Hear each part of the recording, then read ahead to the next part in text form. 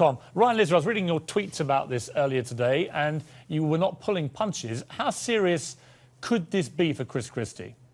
Well, it's very serious. I think it could threaten his presidential ambitions if he's directly tied to this scandal, which he hasn't yet been. He denied that his staff had anything to do with this, and we now know that that's not true. And in his statement today, he has said that he was misled. So if that's the end of it, if this woman, Bridget, who clearly set this whole thing in motion, if obviously she's not going to survive this. She's not going to be working for Chris Christie much longer. I think we all know that. If that's the end of it, if that's the only person in Chris Christie's office who is tied to this, I think he can survive this. But he has to deal with the fact that he wasn't honest when he said that his staff wasn't involved.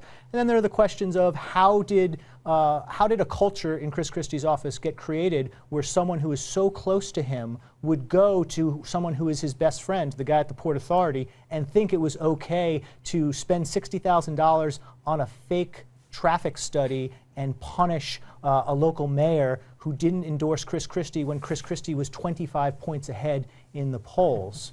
Yeah, that's the thing. I mean, Amy Holmes, let me bring you in here. I mean, it just seems so utterly pointless. He doesn't need to do this. His staff didn't need to. It seems so petty and plays right to the thematic claims against Christie over the years. He's a bit of a bully. Whether he knew or not, if the staff are behaving like this, that in itself is outrageous, isn't Exactly. It's not only vindictive, politically it's stupid. How did these folks think that Fort Lee residents were going to be blaming their mayor and not the governor for sitting in traffic for 3 to 4 hours and the governor not interceding on their behalf? So that doesn't even make sense politically. But to Ryan's point, Chris Christie, I think, can survive this, but that depends on if the email and the texting traffic doesn't lead directly to him. Clearly, Bridget needs to be fired. I think her next job is going to be for Kim Jong-un, because apparently she has these very petty, tyrannical tendencies that do not belong in government.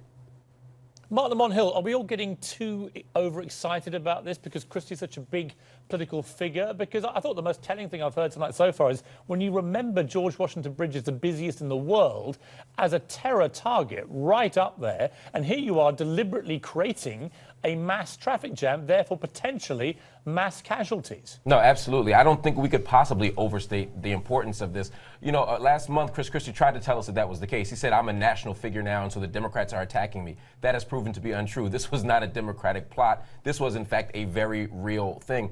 It's hard to imagine also that he didn't know about it. Everyone who knows Chris Christie, anyone close to his administration knows that he is a notorious micromanager. He runs that place with an iron fist. It's hardly imaginable that he could do that. Anything could happen without him knowing about it. So for me, this is a mark on his character. Even if it doesn't go all the way to him in terms of a smoking gun, questions will be raised throughout the next 2 years. It'll hurt him as he supports candidates around the country in 2014. It'll certainly hurt him if he decides to run for president in 2016.